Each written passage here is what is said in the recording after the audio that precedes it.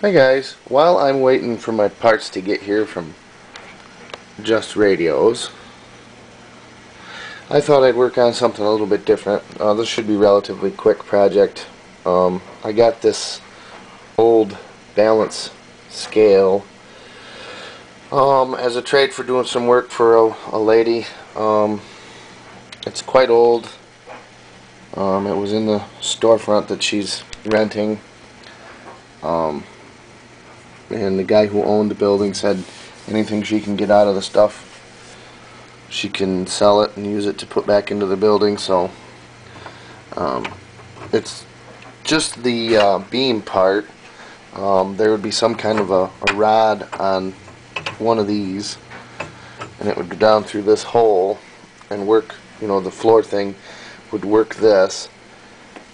And I believe there was a beam across here, but I'm not positive exactly how it worked because there's some kind of a hook here. But I was unable to find anything about it. It does have a serial number there.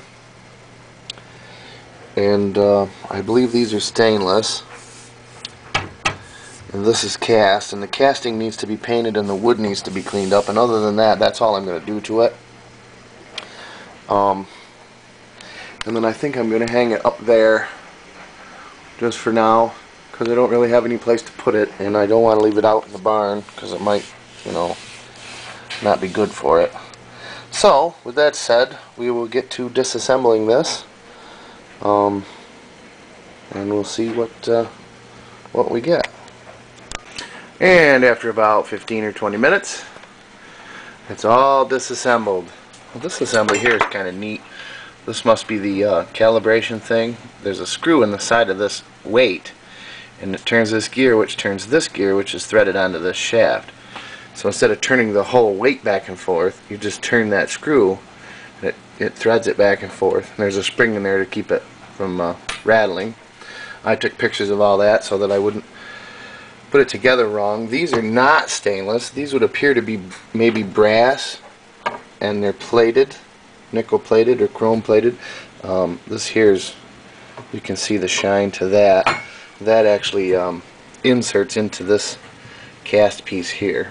It would appear that everything was painted this silvery color, even underneath, like this brass cover goes on here, and there's lead in here to balance that, to make that the right calibration. But you can see the silver paint underneath the cover. So I would assume that it was painted silver originally, although I'm not sure if I'm going to paint it silver. These should shine up, even where the plating is worn away. But those should shine up fairly decent, as should this. And I'm not sure if I'm going to paint it black. I'm going to go online and look at a couple different scales and see if I can see some pictures of them. I was unable to find anything on the Rochester Scale Works that was vintage. I believe the company's still in business, and they didn't know anything about any of their older stuff. So, but I'm going to go online and look around and see what I can find, and then get started cleaning her up, I guess, painting. So even though there was gray or silver in here, I'm thinking somebody painted this because these brackets go underneath and they go like this. So this would have been against the wall. You can see there's some wall paint on there, and it's silver or gray. But if you look at the bottom, you can see where they've painted silver or gray, and it's got around here a little bit, but this is black. And I'm thinking, get too close there, I'm thinking that this must have originally been black. Now this one is all painted silver. But you can see, the camera's not picking it up really good. It's just showing it kind of a duller color. But this is black. Black. And that's the top. You can see it there where there's rust. I'm guessing that this was actually black. I don't know who would have painted it silver. But I'm going to go with black. And that's kind of a flat black. And I was going to paint it with some spray paint, but I'm thinking I have some Rust-Oleum gloss black in a can, and it's cast anyway, so it's not going to be perfectly smooth. You know, it's kind of rough, so the brush paint will actually work pretty good, and I don't really need the brush paint for anything else, so I think that's what I'm going to do. I'll clean up the cast pieces, get them painted so that they can dry, because the Rust-Oleum will take quite a while for it to dry, but I'll sit it over by the wood stove where it's warm, and then I'll get to cleaning up the wood. I don't want to damage the stenciling here, although we have a stencil at work. I could make a new stencil of that, but I'm going to try to clean this front up. This front is not too bad. Try to clean that up without damaging it, and the same with the top. I'm going to have to sand a little bit to get this paint off, I think. So that's what it's supposed to be. I'm thinking it's oak, but yeah, so anyway, we're making a little progress, I guess. I couldn't find anything online that looks anything like this at all, to this scale. That's kind of a pun. I mean, most of them are a lot smaller. I've never seen anything, can't find anything. This thing will measure 1,500 pounds. So it had to have been in a depot or something like that originally, I would imagine. So this bar measures 1,300, and then there's two more, and they each measure 100.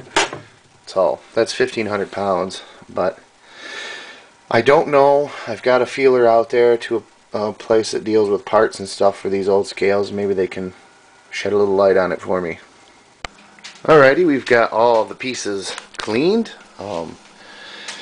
I kind of enjoy cleaning up the parts. It's hard work. I have a gravity-fed sandblaster at my mom's house. I haven't moved it up here yet. So I mostly do this old-fashioned way. A wire brush and some elbow grease. Everything cleaned up pretty nice. These pins are actually kind of neat. These are what hold these hoops on, and they have a sharp edge on them that rides in the V of the hoop to keep it centered, but they're tapered so that they drive in about halfway into this piece here, and then they wedge tight. So I just tapped them out because it made it a lot easier to clean it, and it'll make it a lot easier to paint it. And then wiped everything down with mineral spirits, some solvent, and I have some liquid solvent here for myself. And I'm going to be painting them first with some Rust-Oleum Rusty Metal Primer. It's really good stuff. I've had this quite a long time. It was $28 for this gallon, probably 5 or 6 years ago. And this one's never been opened. I had another one that was a partial, and I used that up. So crack this open, get everything painted, let it dry, probably overnight. This stuff dries pretty fast, but I want to make sure that it's cured well before you put the top coat on, and you don't want any compatibility issues where there's still solvent from this trying to gas off, and you try to seal it in with some glossy paint. So alrighty, today's Sunday. I didn't upload this last night because I was up way too late working on stuff, but I got the board cleaned up. I did sand the whole thing. It's not perfect, it's a little bit warped, but it's old, and I didn't want it to lose all of its character. I sanded the whole thing, vacuumed it all off, and wiped it down with some mineral spirits, and it's drying now. So I'm going to go set this next to the stove so it can get some heat and dry that mineral spirits out. And I painted all the metal pieces except for the stuff here that's nickel plated, and I didn't do the screws yet. I'll probably line all the screws up and do them at once. But I got all the cast pieces primed last night, and they're dry, so I'm going to bring them over and show you them and start getting some black paint on them. I sanded this first with 60, and then 100, and then 150, and then 220, and that's as far as I'm going. It's fairly smooth, and if it's a little rough, oh well. It's old, and it's supposed to be. I mean, it's not a fine piece of furniture. If I wanted it perfect, you know, get rid of the staining and stuff where the cast was, you know, you run it through a planer and take 1/8 of an inch off of there, both sides, and then run it through a joiner and take these edges off, and it would be just like a brand new board. But it's not a brand new scale, so this is good enough. It's a lot better than it was. It'll look really nice when you get a coat of urethane on there, and yeah, we'll go from there. Alrighty, there's all the cast pieces. They all come out pretty decent. I did paint the bottoms. You can see where the toothpicks were, just to give them a little protection. They don't really need color on them because they will be up against the wood, but same thing with like inside of here. I'll have to clean this up here so there's no paint here when I go to assemble it, because the this is where it slides. You don't want anything binding it up. But, and the same thing within in this little notch here is where the screw goes. It turns the gear. I'll have to clean that all out. Put a little lubricant on there so it all works good. But all the pieces come out pretty good. And now we're going to put some color on there. Put some gloss black and see where we get from there. I'll probably get the black paint on, get this stuff over by the wood stove to dry, maybe get the urethane on the wood, and then I'll have to call it quits for the day. Well, I almost forgot all these pieces. I had them hanging up because there's no good way to set them and get paint all the way around. Well, I almost forgot them. But I did paint them. You know, the main arm holder and the little hoopty dingies and those gizmo jigs and this whatchamacallit. Highly technical terms, I know, but there they are. Didn't want you guys to think that I forgot them and all of a sudden they just miraculously showed up painted black tomorrow. But there they are. Alright, we got these parts here drying. They're painted to black, obviously. And I got the hanging parts above drying. And we're going to let those set. And here's the wooden base. Pretty sure it's oak. It looks really nice. I got one coat of semi-gloss polyurethane. That way it won't look too shiny, you know. But it'll, you know, it should look pretty nice. I'm going to let this dry. And probably work on it some more tomorrow. Scuff this down and give it a second coat. The black paint will need a second coat. It's hard to get it to the first coat of color over that primer to adhere real well. You see a lot of brush strokes and stuff in it, but you can put it on thick and then it won't do that, but then you'll get runs. So better to just put 2 lighter coats on. So we'll do that, and probably the early part of next week. Tomorrow's being Monday. We'll have this baby reassembled. I got to clean up the nickel-plated parts and get those polished up best I can.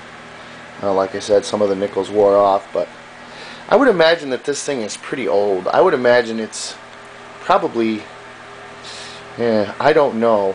I would guess probably back in the early 1900s. It did have, I think, varnish on it. When I redid my piano, my Milton piano, which I don't have online yet, it's over to my mom's house. That's tiger oak, and that had varnish on it. When I stripped that, it has a distinct smell to the varnish when you're sanding on it, and this had that exact same smell when I was sanding on it. So I would assume that this is varnish, and that piano was 1925, so I would assume that this is probably around that vintage anyway. Don't know for sure. Hopefully I'll get some information back from some feelers I put out online. Anyway, thanks again for watching, and catch you next time.